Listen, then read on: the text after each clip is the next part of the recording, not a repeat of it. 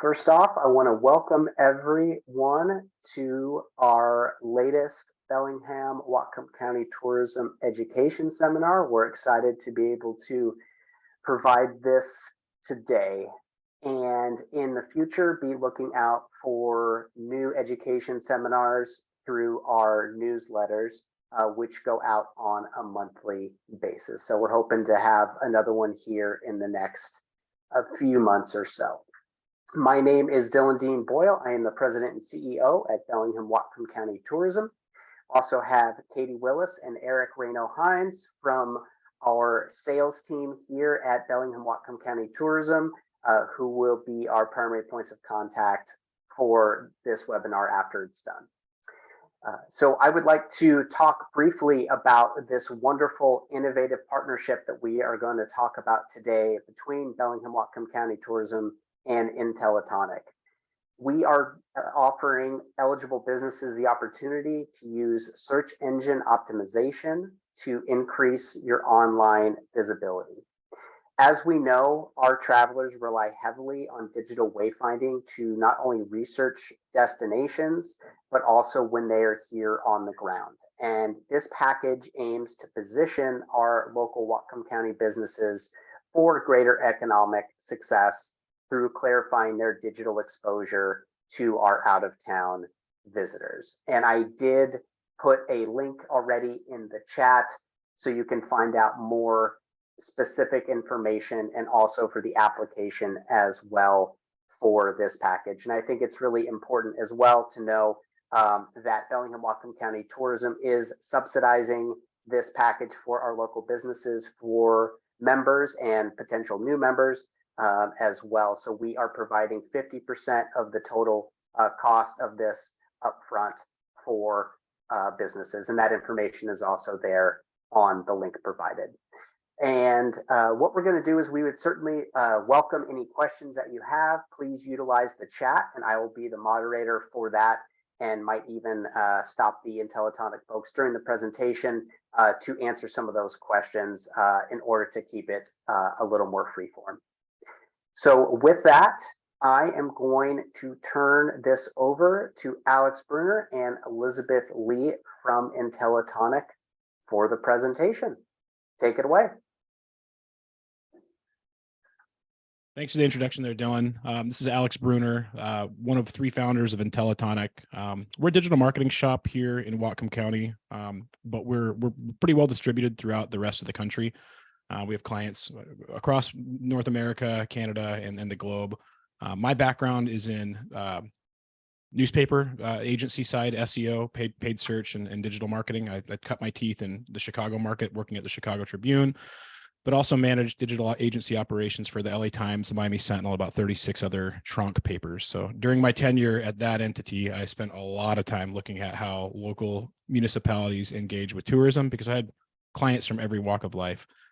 About 2 years ago, we were asked by a client who had been serving on the board of tourism, what could Intellitonic do to help Whatcom County bring more folks off of the I-5 corridor, both from Seattle and from Canada. What can we do as a digital marketing agency to affect the local economy in a positive way? And it was kind of a free-form question. It wasn't under the confines of you have to do it with this capacity. So we spent a couple days noodling on that, because we've worked in Las Vegas quite a bit. We've worked in Chicago and New York, worked in LA, but we hadn't done a lot of thought into the local economy of where we live, where we were working and how our tourism industry works. So it was a really cool question, but it resulted in something that I think is going to be very impactful for Whatcom County, and that I'd like to see other municipalities that are about our size use. And as Dylan mentioned, the resulting thought experiment came to a head when we decided we needed to help affect local SEO within the Whatcom County business community. So that's where this package came from. It really was almost a thought experiment that through months of discussion, we derived down to a package that could affect the most people with the lowest fiscal impact for those who are in the business community. Elizabeth, you can hit the next slide for me. So in today's presentation, we're going to look at first how we got to local SEO as the piece of impact that we wanted to affect first. And in doing that, we're going to look at what SEO is, It's a loaded phrase. Folks who've owned a business or have had a website or been involved in a business or a website have probably interfaced with an SEO. Could have been somebody of good character, could have been somebody of bad. You've probably had a mixed bag of reactions in working in this world, and you're probably still shell-shocked from the acronym soup that is SEO and digital marketing in general. There's a lot of acronyms and there's a lot of internal parlance that we use to mystify things for the average business owner. We're going to try and demystify some of that today. In doing that review of SEO, we're going to look at how it functions. It's, Google in particular is a 200-part algorithm, 200+ part, and it's growing. So we're going to look at 3 reductive ways we look at how websites can interface with Google and search engines. We're going to look at how folks tend to travel at a large swath level using search engines, where they use us for research, where they use your website or your listings in Google for final decision making, or even adding additional stops to a trip. And then finally, we're going to look at how we can use some of this information that we've disseminated into making each individual community member more findable. Like how do we get somebody to stop off the I-5 corridor to go to, let's say a museum, a local museum, or a local performing arts show, and then stay at one of our hotels, and then maybe stop by one of the restaurants or bars that night, and just try and get people and latch them into Whatcom County rather than just having them stop off at a gas station and move on to the next spot. You can go to the next slide. So how people travel. I mean, this is one of those ones you go back. I'm not Don Draper. I'm not a big presenter. I'm more of a tactical, strategic SEO guy. But we want folks to see the rich tapestry that is Whatcom County, that those of us who've lived here see it as. When I think of Whatcom County, I'm not thinking about just the Bellis Fair Mall. And I remember when I moved to Chicago, that's what it was. It was the Bellis Fair Mall. All my Canadian friends like, hey, we can meet up at the Kyotos in the mall, and then we'll go shop a little bit, and then you guys can come with us to Seattle. I know that's not the case. I know we have Fairhaven, we have Linden, we have Ferndale, we have a varied set of resources that are not in the common parlance for travelers. They are in the local lexicon, but they're not amongst the folks who are researching an area around here. So this nice image we see here with the shooting star, I want folks to see that. I want them to see the rich tapestry that is the community of Whatcom County. I want them to have access to that. And access is the problem. Folks don't know, they don't have that kernel, that first piece that indicates to them that there are many things to do here. They have what their preordained conceptions are, and they have in their head maybe what they found versus in a rudimentary Google search. They have a general idea, and they usually tend to stick to that script. People aren't that adventurous, as it turns out, with data. So this is what I want them to see. You can hit the next slide. What they end up seeing is this, like kind of a more fragmented picture, right? There's, hey, we could stop off here. We can go have a slice of pizza, and then we can get on with our journey, because we know this from the last time we traveled from Seattle to Vancouver, or when we flew in for our conference, or when I was a refinery turnaround worker and I went to BP. I stopped in Ferndale and went to Outlaws, but I didn't go to these other 4 restaurants there. I didn't stay at one of the hotels because I didn't know they existed. Instead, I slept in the RV at the BP parking lot. We want people to not see this fragmented view. We want them to see the greater picture. And how do we do that? You get the next slide. We're going to get them from that first fragmented view to this larger, expansive, this is an economy in of itself. This is a place that I want to be. This is a place that I can spend substantial time. Hit the next slide. Through a series of small and specific, but very important changes to digital visibility. Hit the next slide. So getting to that, we're going to look at SEO. The reason I think SEO is incredibly important, I should back up.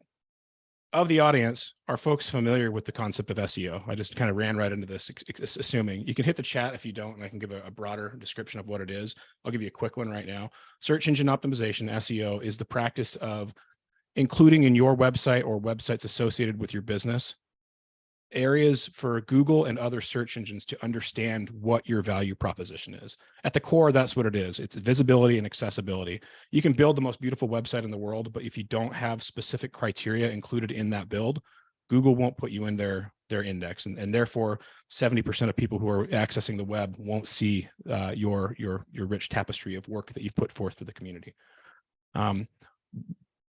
The reason this is eminently important for travel and research is we've got the legwork done to indicate that 70% of people use Google to plan their trip. Whether that's a Google search that then results in a Yelp listing, or looking at a travel guide from Expedia, or maybe one of the other larger entities, they start with Google. And so we want to influence folks who are making their decision and their travel through Google, because that's the place that they're most prominently starting at. So to do that, we got to look at what Google is and how it functions. And it's massive. It's a behemoth in the world of marketing. There are many data scientists who spend their entire careers trying to figure out how to trick Google and how to game it. We've gone through those learning curves on our side as an agency and stopped doing it. We just adhere to the best practices within Google now. I'm not trying to pull any fast ones. I'm not trying to do any savvy, smooth programmatic stuff. I'm just trying to adhere to what they put forth and make sure that folks are getting the best potential to show up. We're very white hat in that aspect. So we're going to go over how Google functions here really quickly. The next slide.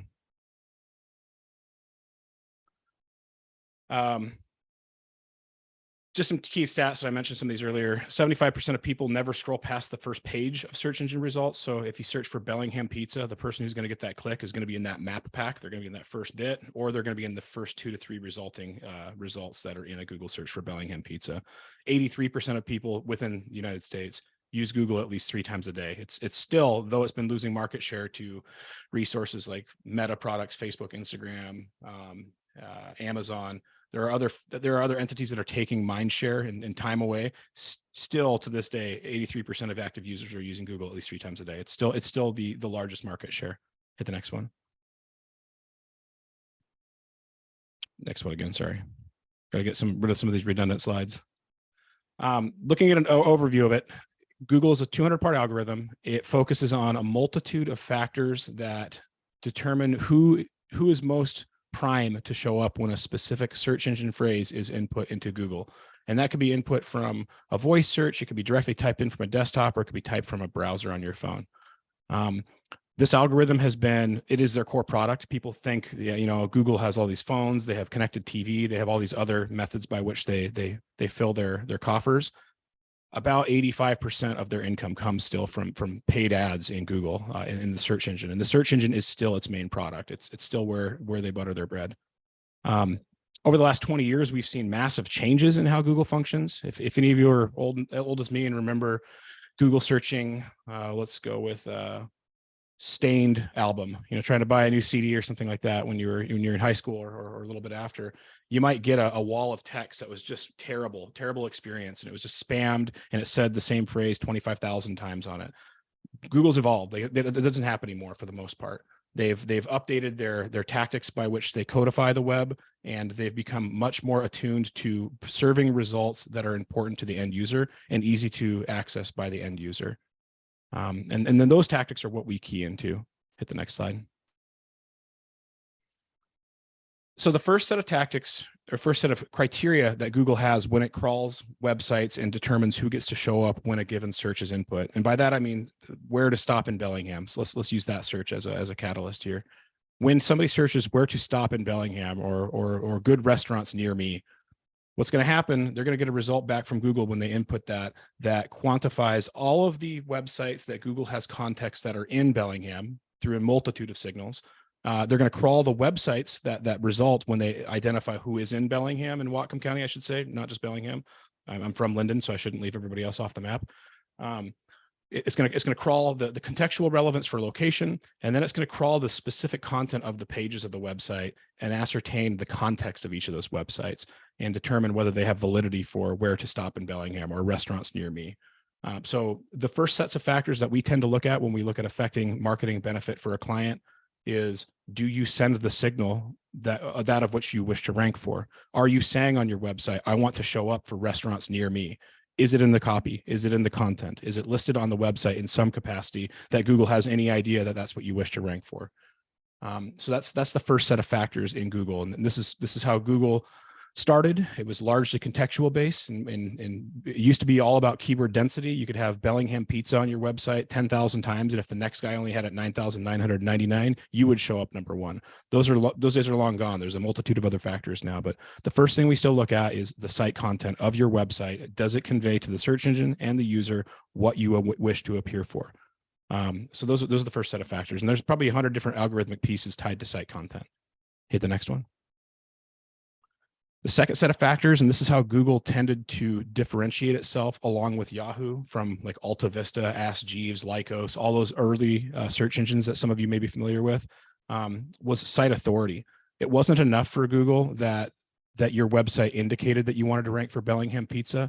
They wanted to know that humans talked about you on their website and gave you validity by referencing your URL. So for example, if Fiamma had Bellingham Pizza in their copy 100 times and Pizza Hut had it 105, Fiamma could still show up number one in Google if they were linked to by the Bellingham Chamber of Commerce or the Tourism Association. Like if those two entities linked to Fiamma, then that gave them the edge, even though they had lesser content density, because Google recognized that humans speaking about a brand was more important than just spamming the content of a given key phrase that you wish to rank for. So we look at those sets of factors, like what are the relationships between a given website and the other websites in that sphere of influence. And this is very important. This is something that at the local economy level, we can affect communally. Hit the next set. This is more exciting for me. The third set of pillars, and again, this is very reductive. There's a lot more than just content, authority, and site performance. We're trying to bucket these things in like easy to digest bites. But the third set of algorithmic factors in Google that determine who gets to show up when a given search phrase is input into it are cued into accessibility and web technical performance aspects. So one of the first things that happened with this about 4 years ago, Google switched to a mobile first index, meaning when Google is ascertaining who gets to show up, it pretends that the user search is input from a mobile device rather than a desktop. That was a big switch. It used to be desktop first. It emulated desktop search. And now how you perform on a mobile device is eminently more important because Google saw that that's how search behaviors were changing. 75 to 80% of searches are now input from a mobile device. Your Google rankings are going to be queued to how you perform on a mobile device, not from a desktop. So when you're having somebody design your website for you or you're working on your own website, it's important to note that what you're looking at on your computer is not as important in Google than that of what the final output is going to be on a mobile device.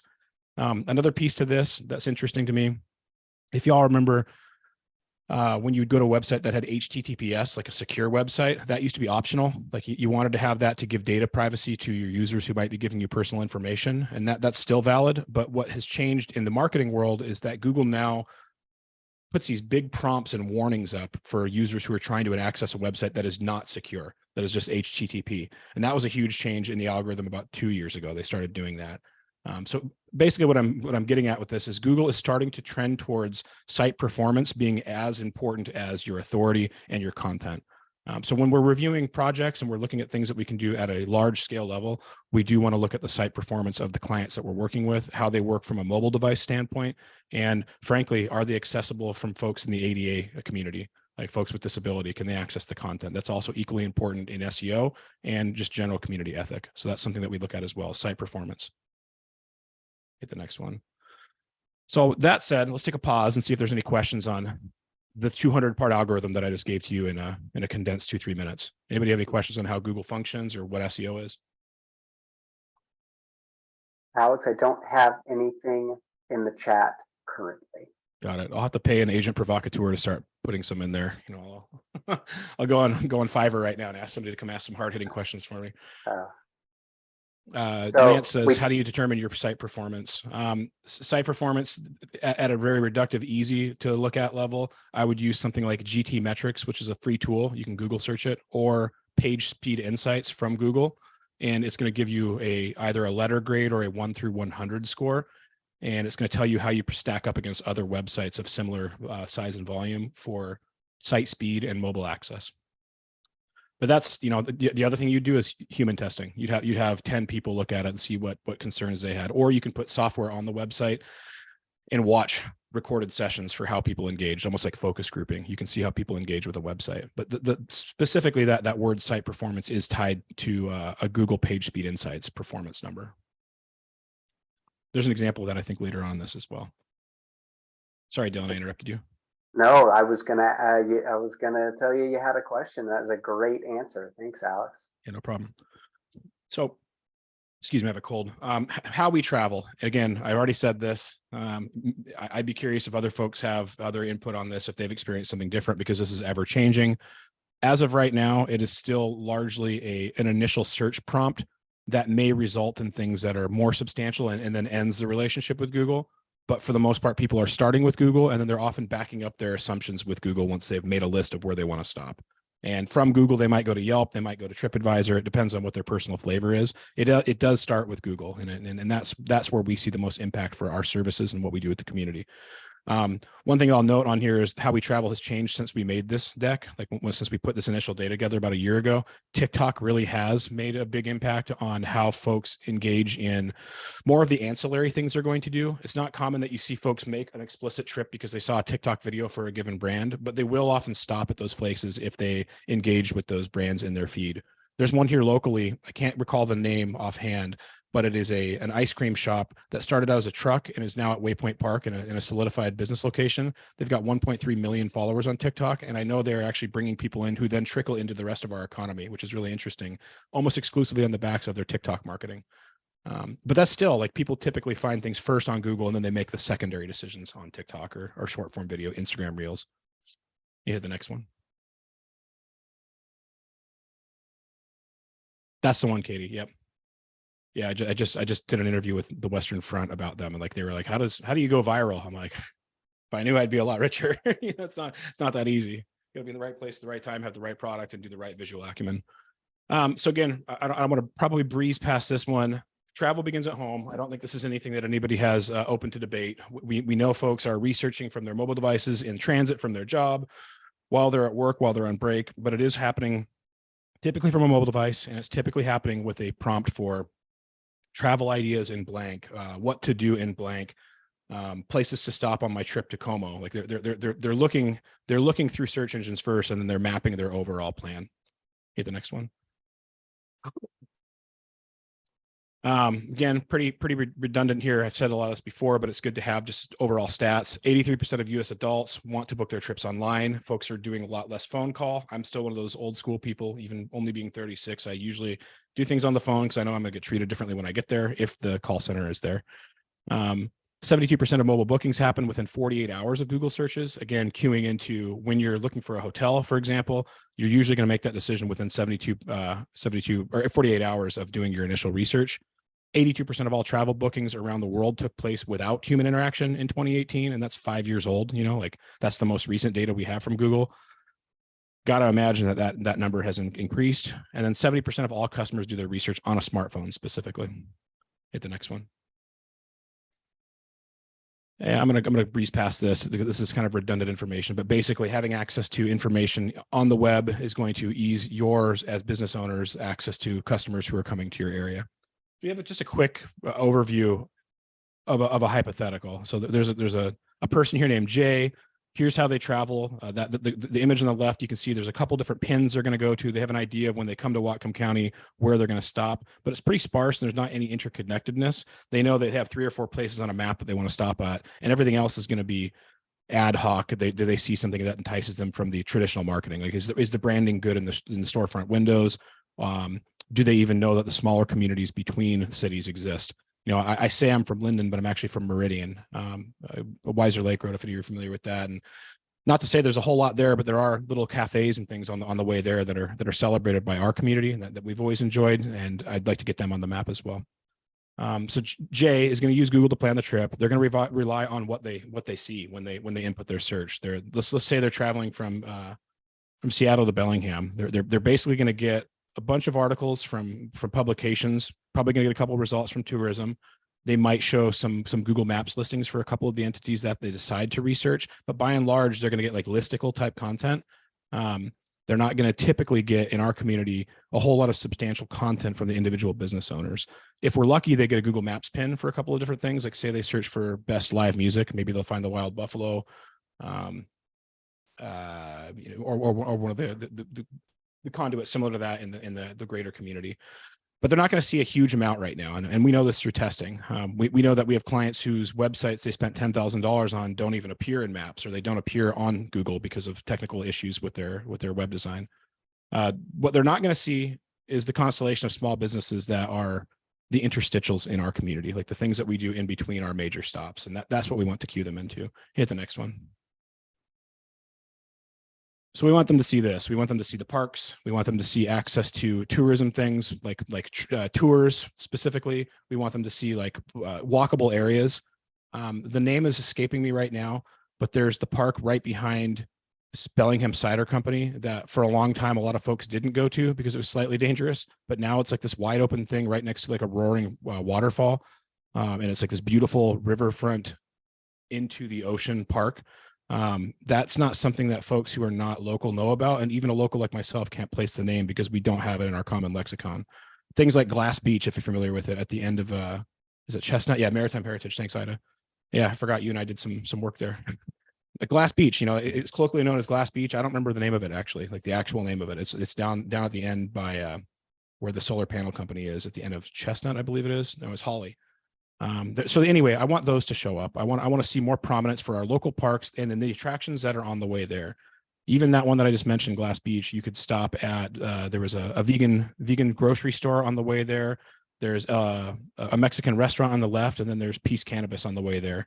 And then past that, there's Gruff. Like there's 4 or 5 different places that if somebody had that identity in mind, they wanted to go to Glass Beach and like look at the beautiful sunset there, they could stop at any of those restaurants, but we don't have material out there to quantify that for folks. To a reductive sense, we want to see a lot more of the places in between filled in. And to do this, we need to have more prominence in local SEO specifically. We need to have folks be on Google My Business, and we need to have folks have local listings and articles about them in our community publications. Get the next one. So we talked about how Google works at a very elementary level. We talked about how folks research. How can we make our websites more findable? And I think this is stuff that whether you're going to engage in this tourism product that we're promoting or not, these tactics are going to be usable by your businesses or the organizations you represent. There are going to be 3 major local search engine optimization tactics that are queued into local. You get the next one for me, Elizabeth. All right, so here's again, reductive. What does local SEO look like? And on the right, we had a search that I put about a year ago for Bellingham pizza. I'll note that when I did this for a Western class a couple of years ago, the #1 result for Bellingham pizza was Pita Pit, which was surprising.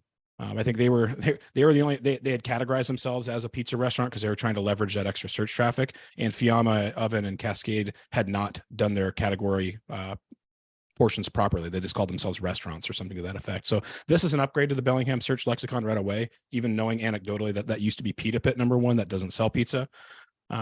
Fiamma's first there in what we call the local map pack, and that result is coming through from a Google business profile. It's not coming through from Fiamma's website whatsoever. It has nothing to do with their website. It's because they claimed and optimized a specific entity called Google Business. And that's what serves in maps results and anything that uses a localization piece. That's where a lot of folks are going to resolve right now when they're here already. So we talked about getting people here and like making their trips more prominent. This is the part that's going to make a trip more prominent. When you're wandering around, you've had a couple of stiff IPAs and you're looking for a slice of pizza. That's the result you're typically going to click because it has a review count and it has direct requests for directions that you can click right there.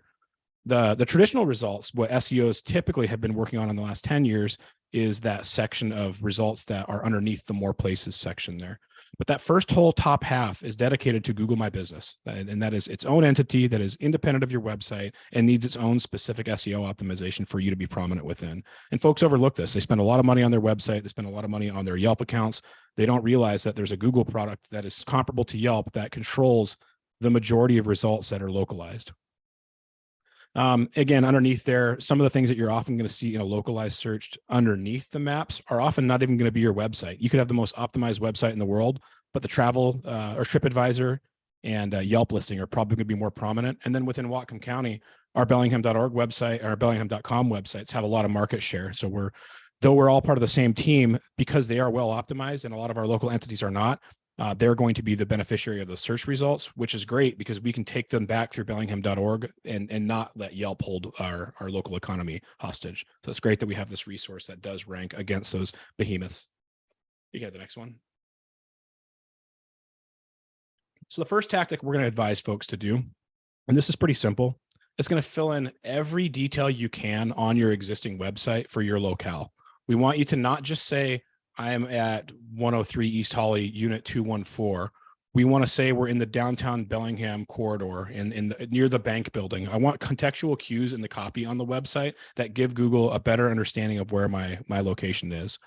We also want to make sure that we've picked every category and every tag and every piece of text that we are allowed to within Google as long as we can make it human readable. We don't want to spam the search engine. We don't want to just like stuff key phrases into all the different quotients that we're allowed to put text, but we do want to be deliberate in saying in our Google business profile and our website, everything that we wish to rank for in a meaningful way. So more text-based content is key here, both on the website and the Google business profile. A lot of folks don't even have their address for their location or locations on their website. And that's a mistake. Like, it's going to give you less opportunity to be cued into contextually in an area where you're trying to do business. So key phrase targeting, we want to do research. We want to indicate through Google tools what folks are searching for. For us, we spent a lot of time ranking up for Bellingham SEO for a number of years. We thought that was going to be the big moneymaker for us.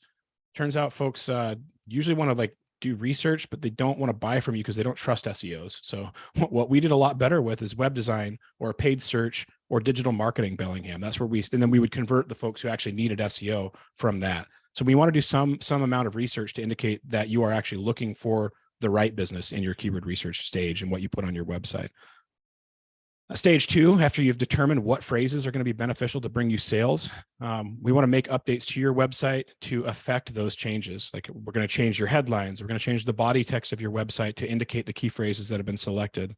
We're going to do photo captions. Not only are we going to do photo captions, we're going to do alt text so that users who are visually impaired can ascertain what those images are, because there are many folks in our community who can't read the same way that the rest of us can. So we want to make sure that we're doing proper work to be fully accessible by all walks of life. A big one is just making sure that your name, address, and phone number is on your website. Make sure that that matches that of which is on your Google My Business.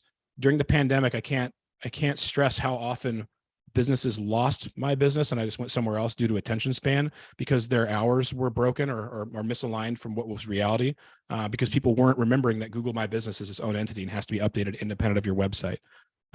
So we missed out on options for delivery that I didn't know the folks did delivery the whole time because it wasn't indicated on GMB. Meta titles and meta descriptions, those are, if you look at your browser tab, that's the meta title. And if you look at a Google result, the descriptive text that tells you what to click, that's the description. Those need to be optimized with the key phrases you wish to rank for, and they need to convey to the user that you are the best result possible for them. Also, there's some technical things we can do with microdata where you put subtext in the code to indicate what you're relevant for. And that's something that should happen on a localization play. And this is work that is included in the package that we're promoting with Bellingham Whatcom County Tourism. You can hit the next slide. Talk about this a lot. Google business profiles. These are deeper examples of what those look like and where you can affect change. This is where every year 10% more traffic is going. Google is continuously showing results like this whenever they can in lieu of your website as an organization. Websites are finicky. Like, they can be built in different code stacks. They could have different efficiencies. They could have nefarious code that's been installed on them that you don't know about. Anytime Google can give one of their own results over that of yours, they're going to. So it's very important that while we begrudgingly do this, we need to optimize for this and kind of spend a little less attention on our baby, our own website, and spend more time on Google My Business. A couple of areas that people don't think about that you can optimize. I already indicated categories, making sure your address and your hours are up to date. You can't quite see it probably because it's a smaller screen, but that questions and answers section there where it says see all questions, and I think there's 8 that are indicated. You as an organization are allowed to ask questions of yourself and then answer them. In doing that, you're giving users who find your listing a lot more context about what you operate as, what you do, and what services you can provide. But you also tell the search engine those same things. So we want to be taking opportunity. Another one is review responses. If you've been reviewed, in this case, 1,300 times for Fiamma at a 4.4 aggregate, had they the wherewithal and the time, they would reply to every review that was over, say, a 4-star, and they would reference what the person said in their review. Hey, we're so happy that your pepperoni pizza was great at our Bellingham location. In doing that, you're coaching Google that pepperoni pizza and Bellingham are important to this business. So there's a lot of context that needs to be applied at this, similar to the SEO you used to do on your website. I'm going to pause for a second and see if there's any questions because we've covered a lot already. Thanks, Alex. That's really informative. I will just wait another couple seconds to see if there are any questions that pop up in chat before we continue. Wave your hands emphatically if I'm like speaking too quickly too, because I tend to get off the rails a little bit. All right, good. Let's hit tab. All right. Yeah, you can move on. Thanks.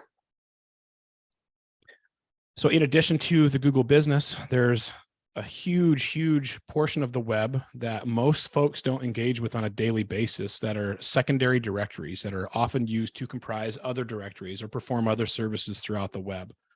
Having your name, address, and phone number on these directories is incredibly important for your Google My Business's prominence.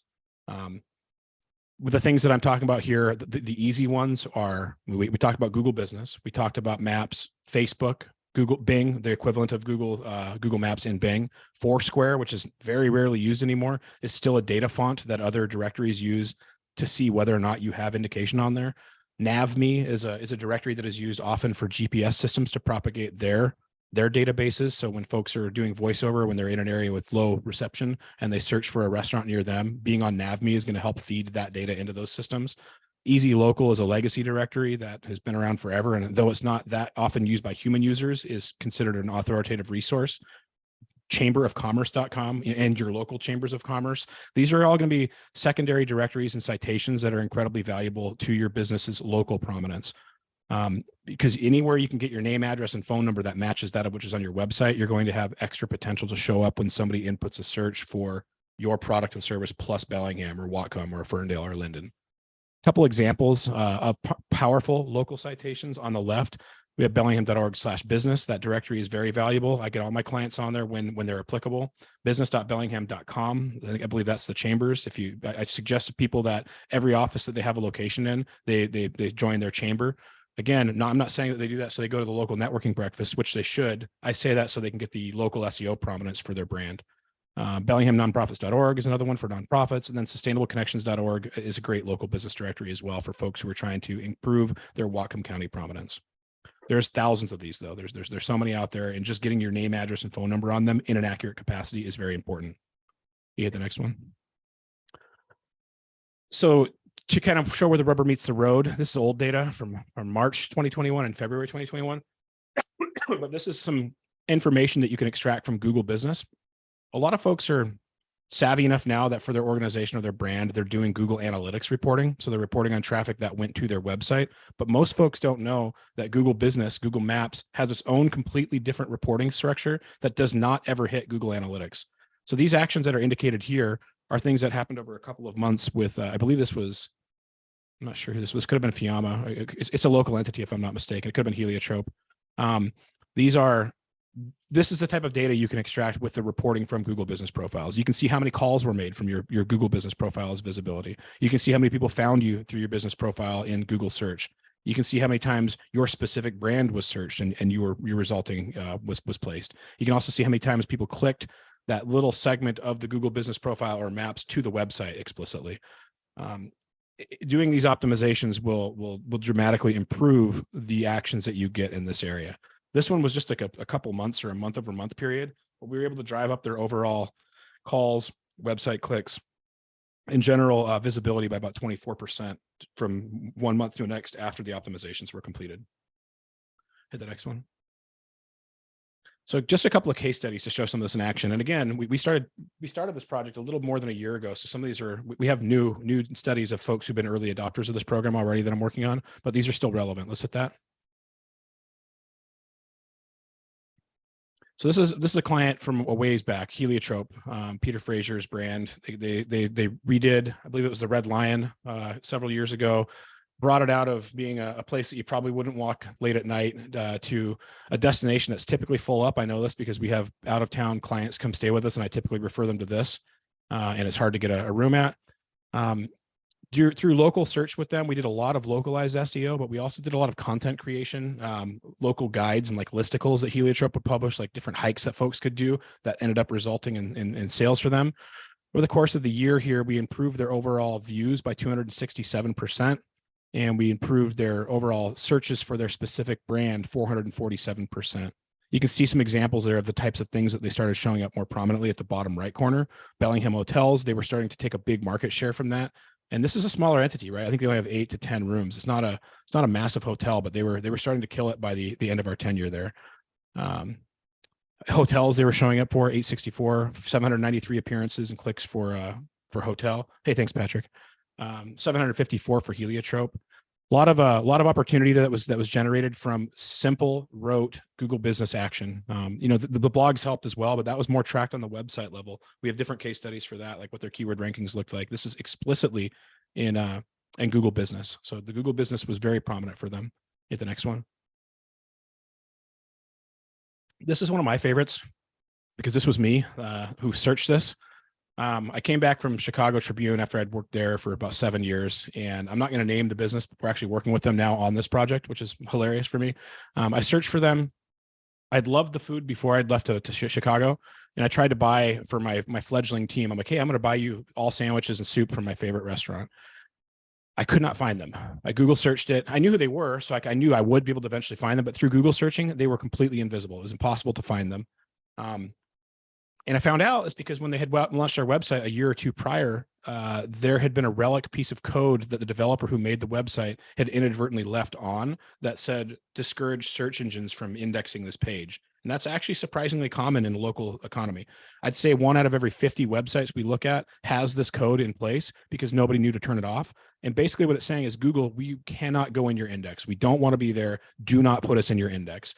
People do this because they don't want like the lorem ipsum to show up in the search engine results when they're developing a website and they're like in the process of building it. A lot of times people will like build their website piecemeal and they don't turn that code off until it's fully ready to be indexed because they don't want information out there that is not proper. And then what happens when you don't have it on your checklist to remove that, you'll often launch the website and then go about your merry way as a web developer, and the client never gets Google results. This was a funny one. I had to social engineer them to get them to fix it. They would not listen to an SEO calling. I called as Alex at Intellitonic. That didn't work. So I called them as a social media entity that I represent that is anonymous, but someone had some like local love, and they fixed it that day. You can see, I think it was January 2019 that they made the fix. You can see their keyword rankings over time from January, how they've risen, and they've claimed what they deserved. And this was just like, for me, like a one-line fix of code to put them into Google prominence. So just to clarify, what this graph is depicting is keyword rankings in Google from the 1st through 100th positions. They weren't in there before. Now they're by the end of this, they were ranking for like 900 key phrase rankings. And since then it's up to 2000, I believe. So simple things like that in a local economy can make a big difference. Just knowing, remove these inhibitive pieces of code so you can get your prominence. Yeah, the next one. So again, this is kind of just supportive data to show how folks travel within Washington specifically and into Whatcom County. Within Washington, Washingtonians are choosing Washington. We stay here, we travel to different entities within our community. 93% of our tourism is domestic, 7% is international. 59% of it comes from Washington, 34% from the greater United States. 59% of travelers that book hotel rooms in Washington state originate their travel in Washington. So a lot of us are staying here and we're traveling from east to west, or we're traveling north to south. There's a lot of interstate travel here, which makes sense because we have a multitude of biomes within our small state. At the next one. Not only that, Washingtonians are choosing Bellingham. The number one, of course, is Seattle that folks travel to by demand. And then Spokane, SeaTac, Leavenworth, these all make sense. But Bellingham's 7th, out of the state, we have the 7th most search interest internally, and also externally. We have a big search interest from outside. A couple of states that bring the most origin of interest. Washington, I mentioned that. California, we get, go figure. Oregon, there's a lot of search interest. Texas was another big one. And I've had a bunch of theories on this in the past. Still haven't knocked it down. I bet the folks at the tourism team could shed a little bit more light on that. My thought initially was that it was refinery turnaround workers coming to work at Anacortes or BP or Shell. I did that life for a while. And then Florida and Idaho. But the majority of our travelers are interstate. They're within, intrastate. They're within our state, or they're from or Vancouver. Hit the next one. Just to kind of hammer home some of the economic benefit from making all of our businesses more visible.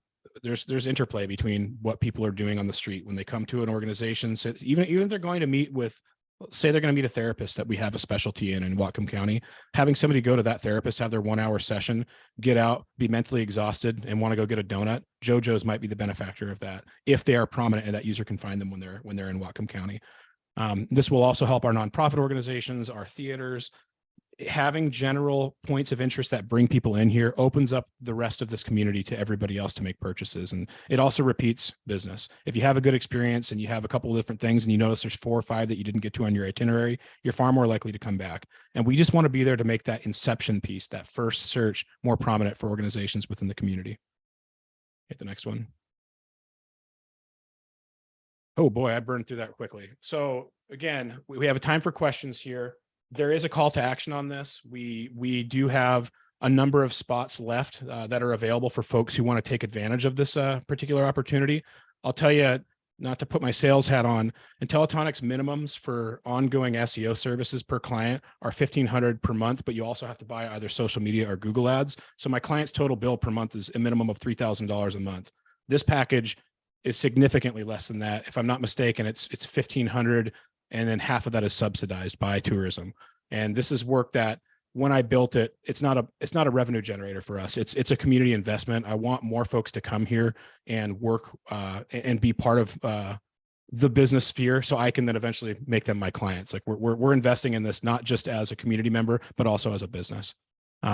If you want to get further information on it, you can contact Katie. She's the director of destination sales, or Eric, who's the sales and special projects manager. There's some contact information from them. If I'm not mistaken, and you guys can take this from me in a second, I think that we're going to do some follow-up emails as well that will give folks the specific information for how to apply for the package and what it might do for them.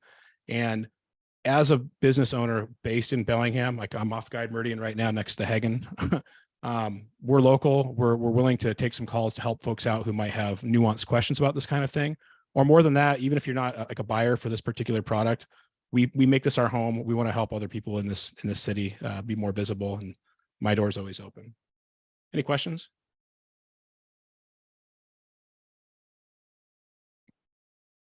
I don't see any additional in the chat, Alex, but we will wait another minute. And you were exactly right on the package. It is a $1,500 package, and Bellingham Whatcom County Tourism is putting up 50% of that, so $750. And you will see both Katie and Eric's phone numbers there are on the screen. And Eric also just mentioned in the chat that you can use sales@bellingham.org as well for email for more information about our partnership program. And so this package is available to our current partners, as well as any prospective partners that would like to join on with the organization and partner with us, as well as with this great package that Alex and his team at Intellitonic are offering. And also, this is being recorded, so we will follow up with some follow-up emails as well as sending this out as well. And with that, I do not see any further questions. So Alex, Elizabeth, and those at Intellitonic, thank you all so much for your time today. For those that are here today, thank you. And we will be in touch soon, and we hope you have a great start to your summer. All right. Thanks, guys. It was a pleasure being here today. Goodbye.